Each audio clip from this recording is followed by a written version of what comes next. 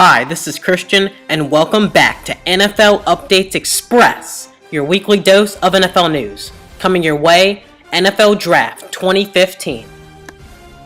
Last year was a rough season for the Tampa Bay Buccaneers as they finished with a 2-14 record. But the silver lining in that is that they get the number 1 overall pick and get to select the player of their choice. But they have to do their due diligence and make sure that it is the right player. Many people believe that Jameis Winston, the quarterback from Florida State, will be the selection. But with his off-the-field concerns, they may go to Marcus Mariota, but fully expect Jameis Winston to be the pick come draft day. The quarterbacks in this year's draft, headlined by Jameis Winston and Marcus Mariota, of course. We already know about Jameis Winston most likely going number 1 overall, but how about Marcus Mariota? He could go number 2 to Tennessee, or maybe in a blockbuster trade with the Chargers and Phillip Rivers. We just don't know. Maybe even the Browns, the Jets, or even the Chicago Bears with Jay Cutler. It will just have to be found out on draft day.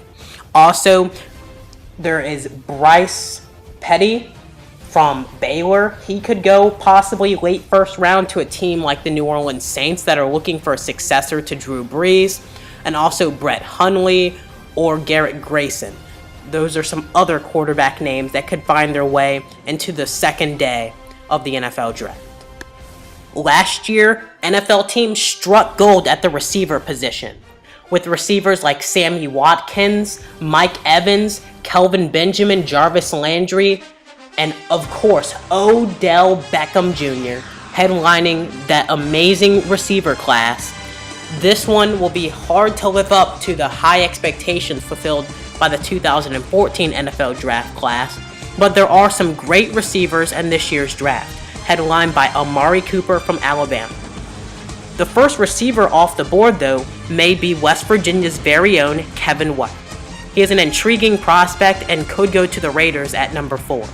Some other receivers that could sneak into the first round include Devontae Parker from Louisville, as well as Rashad Perriman from Central Florida, Jalen Strong from Arizona State, Philip Dorsett from Miami, and maybe even troubled receiver Dorial Green Beckham from Missouri. All these receivers have a chance, in my opinion, to go in the first round.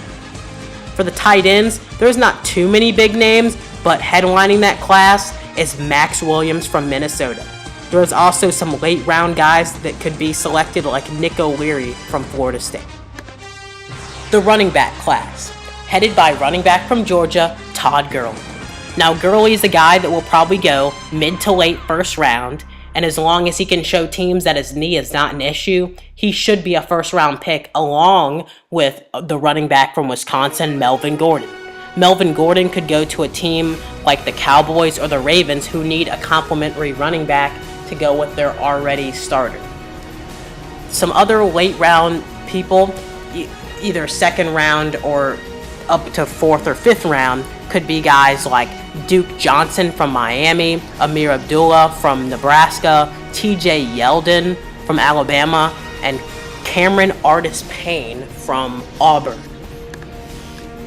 A solid offensive line class headed by Brandon Sheriff from Iowa has many people intrigued by what this offensive line class could hold. Andres Pete, TJ Clemmings, DJ Humphries, Lael Collins, Eric Flowers, and maybe 1 or 2 others could all be first rounders depending on how the draft shakes up. Teams like the Carolina Panthers, maybe the St. Louis Rams, or Cleveland Browns with their 2 first rounder picks could all be interested in an offensive tackle in this year's draft.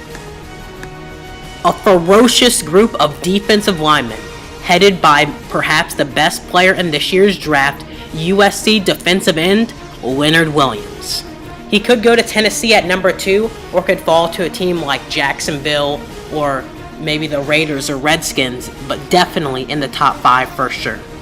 Some other great defensive ends and tackles include Shane Ray from Missouri, Eric Armstead from Oregon, Danny Shelton from Washington, Malcolm Brown from Texas, and Eddie Goldman from Florida State are all potential first round picks.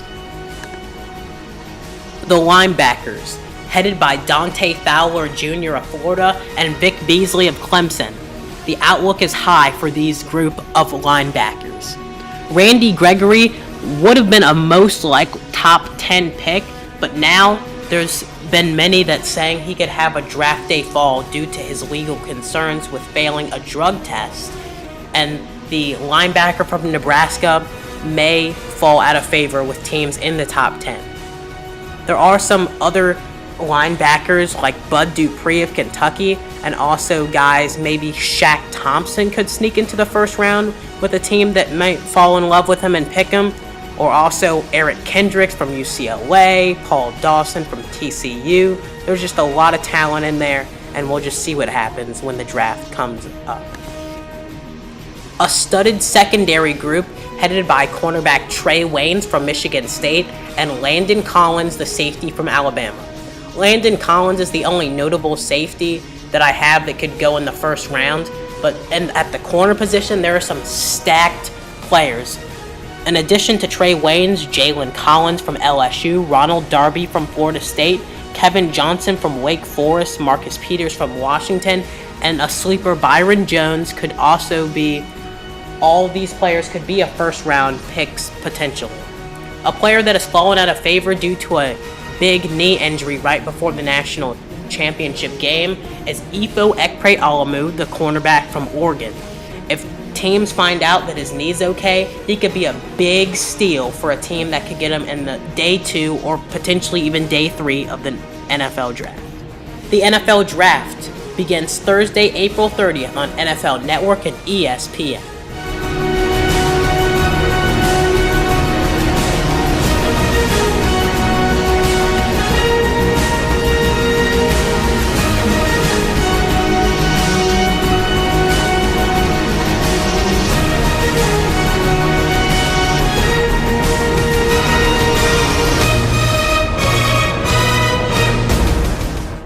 Thanks for watching NFL Updates Express. We'll see you next time.